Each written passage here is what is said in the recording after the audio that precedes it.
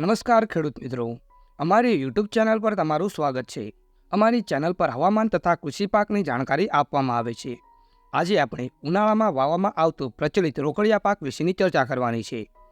તલનું વાવેતર તો ચોમાસા દરમિયાન પણ કરવામાં આવે છે, પરંતુ વધારે પડતા વરસાદના કારણે તલના પાકને નુકસાન થાય છે। એટલે ગુજરાતના ખેડૂતોએ લગભગ તલને ચોમાસાનો પાક નથી એમ કરી નાખ્યું એમ કહી શકાય ખરું। ગુજરાતના ખેડૂતો તલનું વાવેતર મોટાભાગે હવે ઉનાળામાં કરતા હોય છે, કારણ કે તલને ઉનાળાનું હવામાન માફક આવે છે અને ઉત્પાદનમાં પણ ઘણો ફાયદો થાય છે એમ કહી શકાય। ગયા વર્ષે ઉનાળામાં સફેદ તલ અને કાળા તલનું વાવેતર ગુજરાતમાં બહોળા પ્રમાણમાં થયું હતું અને ઉત્પાદન સારું પણ થયું હતું। ઉનાળુ તલની ખાસિયત એ છે કે તે ઓછા ખર્ચે તૈયાર થતો પાક છે। જે ખેડૂતો પાસે પાણીની સગવડ હોય છે તે ઉનાળુ તલની ખેતી કરે છે। જે પણ ખેડૂત મિત્રોએ હજુ સુધી અમારી યુટ્યુબ ચેનલને સબસ્ક્રાઇબ નથી કરી તેઓએ અમારી યુટ્યુબ ચેનલને સબસ્ક્રાઇબ કરી લેવી, કારણ કે ભવિષ્યમાં આવા જ એપિસોડ અમારી યુટ્યુબ ચેનલ પર અપલોડ કરવામાં આવશે। ઉનાળામાં મુખ્યત્વે સફેદ અને કાળા કલરના તલનું વાવેતર કરવામાં આવે છે। કાળા તલનો બજાર ભાવ સફેદ તલની તુલનાએ થોડો વધારે હોય છે અને કાળા તલમાં સુકારા જેવી સમસ્યાઓ રહેલી છે।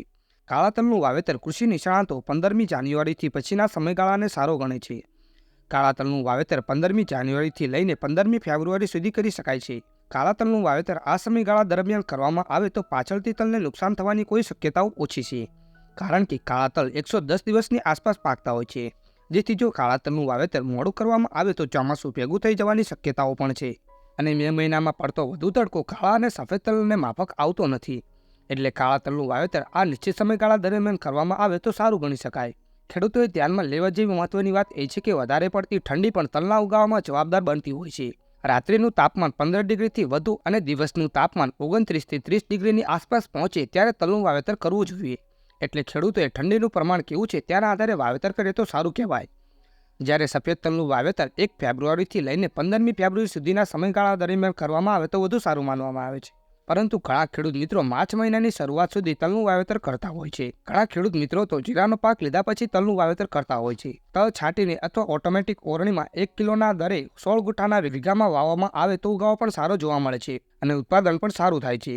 કૃષિ નિષ્ણાતો 600 થી 700 ગ્રામ તલનું બીજમાપ આપેલ છે વાવેતર કરવામાં, પરંતુ ખેડૂતોના પ્રયોગોના આધારે વીઘે 1 કિલો તલ વાવવામાં આવે તો વધારે ઉત્પાદન મળે છે તેવું ખેડૂતોનું કહેવું છે। તલના વાવેતર વખતે પાયાના ખાતરમાં ખેડૂતો મોટાભાગે ડીએપીનો ઉપયોગ કરતા હોય છે, પરંતુ તલ એક તેલીબિયા પાક છે એટલે તેને ફોસ્ફરસ ઉપરાંત અન્ય તત્વોની જરૂર હોય છે।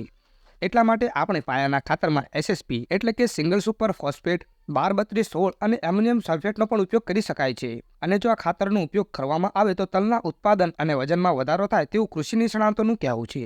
સિંગલ સુપર ફોસ્ફેટનો ઉપયોગ કરવાથી તલનો ઉગાવો સારો જોવા મળે છે, કારણ કે તેમાં બોરોન નામનું એક તત્વ હોય છે જે બીજને અંકુરિત કરવામાં મદદ કરે છે। તલ હલકીથી લઈને કાળી ભેજવાળી જમીનમાં તલ થઈ શકે છે। જમીનના પ્રકારના આધારે તલના ઉત્પાદનમાં ફેરફાર જોવા મળી શકે છે। ક્ષારવાળી જમીનમાં તલનો પાક થઈ શકતો નથી, એટલે ખેડૂતોએ જેમની પાસે પિયતના પાણીની સગવડ છે તેઓએ તલનું વાવેતર જરૂરથી કરવું જોઈએ, કારણ કે તલ ટૂંકા ગાળાનો અને ઓછા ખર્ચે વધુ નફો આપતો રોકડિયો પાક છે।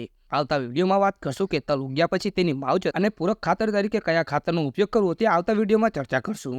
ફરી એકવાર જે પણ ખેડૂત મિત્રોએ હજુ સુધી અમારી યુટ્યુબ ચેનલને સબસ્ક્રાઇબ નથી કરી તેઓએ અમારી યુટ્યુબ ચેનલને સબસ્ક્રાઇબ કરી લેવી, જેથી કરીને ભવિષ્યમાં તમને અમારા ખેતીને લગતા વિડીયો મળતા રહે। ધન્યવાદ।